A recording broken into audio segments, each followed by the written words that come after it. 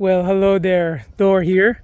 I come to you with this new video, and in this video I'm going to claim that if you watch until the end, this video can solve all of your problems. And I know how it sounds, and what if all the problems that we have in life, like let's say sometimes we get up in the morning and we're so depressed we cannot get out of bed, or we struggle with money, or all the other problem sensitive people have, like taking other people's feelings and emotions, not having clarity about the next step in life, keep asking what is the best route to go forward and try new things and then getting disappointed. What if it's about not knowing what to say and how to negotiate intimacy with your partner? Then what if all these problems are just connected to one single thing? And if you just solve that one problem, you can coast all the way to a life where you can thrive, a life when you're connected to your mission, to your purpose in life. And that is just like surfing basically on life, and just, it's not just enjoyment, it has the other feelings in it, but it's a totally different game. And in this video, I want to tell you what this thing is.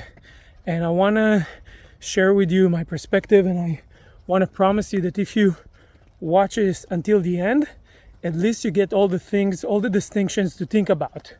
Now, what are distinctions? Distinctions are this separating between things.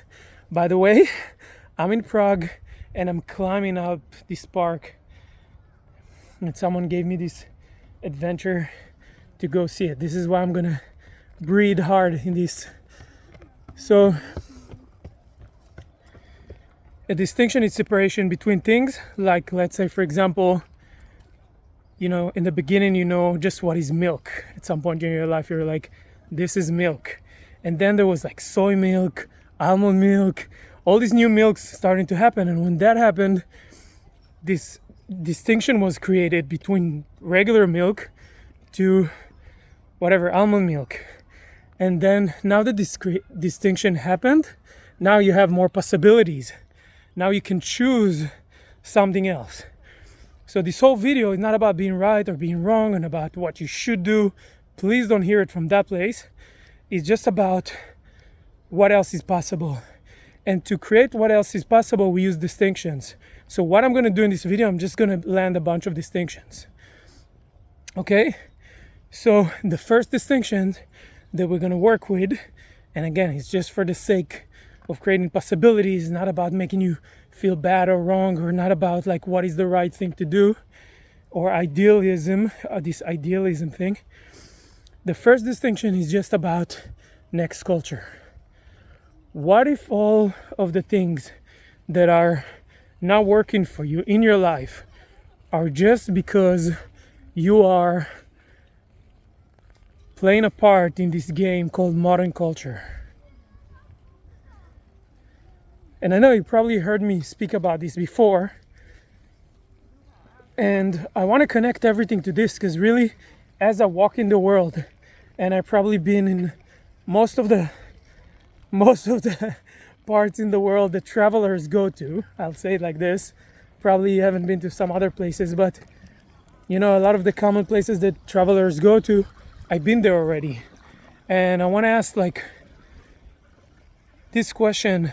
When I look at people and the things that they're struggling, especially sensitive people, especially travelers, especially explorers, adventurers, probably like you, it's really about the effects of modern culture, the consequences of modern culture, right? Because here are all the things that you think you cannot change. They're too big for you. This is the way life is. This is how the system works, right? The moment I'm going to talk to you, the moment people hear that I'm traveling, the first question is like, how do you make money? Or when they hear about me giving workshops, they're like, does that support you to live? So they have this story about you need money to live. Probably you do too. And all of these are just to paint a picture of the boundaries of modern culture, of how modern culture really programmed us to think. Really programmed us to think. So even I'm going to slow down in this video for a second. It's going to be a bit outside of the modern culture norm to slow down in a video, because we just want to get the information, right? We just want to go. So let's slow down for a second, and I'm going to hang this camera on a tree. Wow, that worked. Nice. So here it is. We slow down. How does that feel for you?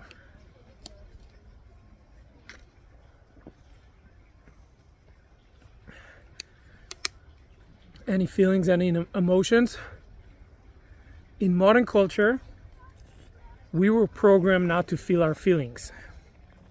And that what blocked the whole thing. This is the main source of what I talked about, the problem. Because we're, in modern culture, we've been programmed to think about reality in a certain way. And then we cannot feel our feelings. And our feelings are really our compass, the tool to navigate us to, in the world. This is what we use to navigate us in the world. And maybe it sounds kind of like cliche when I say it, but even when I meet people that did thousands of workshops, and did a lot of spaces and did a lot of work, it's really not obvious to them that right now the anger that they feel is what, as an adult, is meant to navigate them somewhere. You get this? Like, the fear that you have right now is not bad, is not the opposite of love, is not something you need to overcome or not to feel. It is the source of information that is meant to navigate you in life. For example, if you fear that the waves are too big, it's because your fear is telling you, watch out, go somewhere else to surf. If the fear tells you that it's like, oh, I don't know what I'm gonna do with my life, it's giving you this information that you don't have enough clarity about your purpose. If it tells you that, like, oh, I'm running out of money, it gives you this information that, like, you should consider the next steps. Like, how are you going to navigate that? And because we learned in modern culture to block our feelings, then everything becomes skewed. Everything gets twisted. So I'm connecting all of the problems you have in life to just this one thing: navigating with your feelings. Navigating where? Next culture. Because as long as you stay in modern culture, and again, this is a distinction, it's not like a country that you moved into.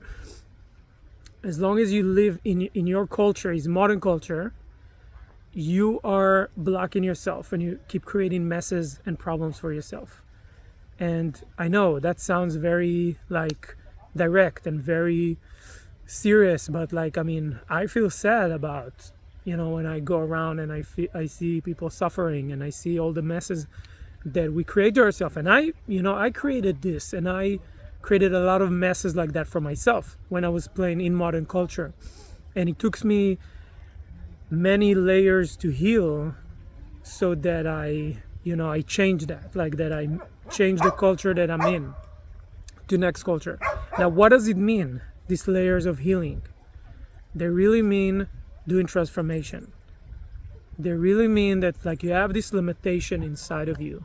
You're a caterpillar. A caterpillar can only crawl. And then you have this limitation because really inside of you want to fly. Some part of you know that you're really a butterfly or not a caterpillar. And then this limitation, when you do in transformation, the caterpillar get melted and to a golem, this is how we call it, and then become a butterfly, then you transform to something else. So this is what we call transformation. This is what transformation means. It's just overcoming these limitations that, limitation in the way we relate to the world. Now, how this transformation happens, it's connected to healing. So it means that healing, you're going through emotional healing processes or different kind of healing in the group context that I work with. It has 4 kinds of healing, so you can read about it more in the page. But anyways, you're doing healing, and the healing, it caused the transformation. Okay, then after you healed something that you're stuck with, you heal a certain emotion, that's a way for you to transform into something else. Now, the something else have new possibilities. So this is why when you're doing self-development, for example, which I did for many years, for like 7 years, you're kind of stuck because all you're trying to do is really self-improving what you already have. You have this like box and you're trying to put more things on it so the box is better. Trying to manage your time better and like, I don't know, like doing NLP shit. So like, sorry. So that's what you're trying to improve. Like you're trying to improve what is already there, this box that still is stuck, still getting the same result. You're trying to give the caterpillar a better armor. And it's the same with like doing all these new age experiences. For example, this caterpillar takes mushrooms now, and for a moment you have this experience of being a butterfly. But then it goes back to being a caterpillar, and like, what changed? So, I mean, I don't think that it's not about like mushrooms are, not working and stuff. You can use mushroom for transformation. You can use all this stuff for doing real transformation. But just what I'm trying to give you is this distinction that just getting a different experience of something doesn't necessarily mean that you transform. Altering your state doesn't necessarily mean you transform. If you did the breath work and you suddenly felt something else because your psyche changed, it doesn't mean necessarily that you transform. It might be that you just go back to the same box and you had this scary experience or this amazing experience, but nothing changed. So to really change things, you need to build your inner structure. You need to build distinctions that help you get in liquid, what we call the liquid state, and to reconstruct yourself in a different way. Now you're like a butterfly with wings instead of this box. And now this can give you different results and life can treat you differently. And this is all the work we do. We're not doing anything spiritual. We're not doing anything, I don't know. It's natural. It's just a natural evolution of you to turn into a butterfly. And this is what, when I'm saying next culture, this is what it's about. It's not about what you should do, how it should look, how it should anything. Drop that into the garbage. What it means is like what transformation you can go through so you can create what you want, so you can fly where you want, so you can bring into the world the gift and the treasures that you can bring. Guess what? It's really hard to bring those gifts where you're stuck with emotion from the past. You don't know about emotional healing process, so you cannot heal them. So every day you wake up and you have these mixed emotions and they feel like a lava ball in your stomach. So guess what? It's really hard to source into the world what you came here to source when you have stuck emotions. I'm sure you know what I'm talking about. And then for that you need a team, so it's really hard to do it alone without a team of people that hold space for you, listening space, emotional healing process space, feedback and coaching space to say what you need to hear kind of things as an adult, So having a team, it's really hard without a team. It's really hard without healing. It's really hard without new thoughtware, new way about about things. For example, how can I make decisions in a group? If you've never been in a circle, a group that is not a pyramid, even if the pyramid is just you being a coach by yourself, creating something by yourself where nobody is above you, so nobody can give you feedback in a circle, you're still a pyramid. You're just a one-man pyramid. So if you never had making decision in a circle like that, then, if you don't have the thoughtware on how to do it, like how do we make decision in a circle? There is a technology for that. Like you need to know how to think about this. So if you don't know that, you're going to always create pyramids everywhere. You're going to keep creating the hierarchy, what we call patriarchy. And this patriarchy, it's not about like men. It's about men and women creating these pyramids. So something else is possible. This is what I'm saying in this video, and it takes healing, it takes transformation. But once you start working out your problems, it's become fun. Like, it's like you go into the gym. It's at the beginning, maybe it's hard, but once you see like you're improving, you see you growing, you see your body becomes better, you start to feel better. It becomes really nice to go to the gym. You like it. But it's not always like the gym.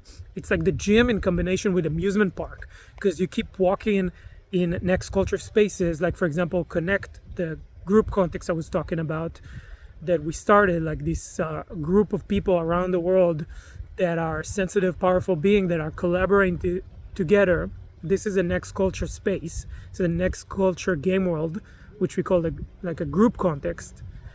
So like if you join that, it's like an amusement park. Suddenly you can be, oh my God, I can have 3 people on my team to create this project that I'm trying to do for a year. Like for example, I just wrote a book, and some people just joined this team to work on the book with me, because it was valuable for them. It was what we call a winning happening. Everyone got to win out of this. So modern culture is really about win-lose. Like everything is win-lose. Like the rich people getting richer, the environment lose, the earth lose. Even if they say it's a win-win, it's really, we compromise a little bit, you compromise a little bit. Lose, lose. So next culture is about win-win. Next culture is about winning happening. Once you start the winning happening game, all the other game feels stupid. They feel irrelevant. It's not that you hate them. It's not that you're like, oh, these people are bad or these people are wrong. You have a different game. It's like you went to high school and the games in kindergarten looks now, they're cute. So it's like that. So what I'm saying is, when I started this video, I said that all of your problems are going to be gone. And what I meant is that you move to next culture, the old problems are part of old games that are like kindergarten games. It's like your problem in kindergarten is that nobody talked to you, nobody liked you or something. And now it's like, oh wow, I can have some times on my own, and I can create, and I can have a team. Like everything changes. So my question as I end this video with you, as I'm slowing down for the end of this, do you want to have this distinction in you, to explore this distinction of what else is possible? Is there another culture that is possible except of the culture that I see so far, that I was swimming in like a fish in an aquarium so far? And this is so in next culture we use experiments to give you experiments, because that's how you can try for yourself instead of believing or having this belief system. Forget about that. There's experiments you can try and see if it works for you. If not, fuck it. Sorry. So the experiment will be to go travel, even if it's to go outside your village and travel and see how you see modern culture, how it's everywhere, and how other culture you meet and see. And even if you live in a Swiss village in the Alps, you can still probably get a sniff of an old kind of culture that is still there. It's like these people are, I don't know, baking bread from whatever they harvested, or like the person that grows cows. So that's an old culture. It's not next culture, but it's different than modern culture. And if you go traveling to the Amazon, you meet these tribes, and they have a totally different culture. Like modern culture for them will feel crazy, will feel insane. Like, are you killing the trees? Are you kidding me? So go travel, see other cultures. If you meet anyone from next culture, that can be also a cool experiment. Go ask them some questions. Hey, from a different place. Another experiment you can do is go and collect all the games that you're playing in. Like for example, you're playing the money game, how to get rich in modern culture, which doesn't really work, even for the rich people. Like just look at their lives. But I mean, just check what game are you playing. Playing the money game, playing the survival game, which is like the survival game. It's like a bigger category of what what is modern culture about, right? Because modern culture is this culture that has certain values in the middle, in the center, and you might play this in this culture without those being your values, but you just don't know about any other games. Or maybe you think you live in modern culture, but I know a lot of people like that, but you're actually this next culture person.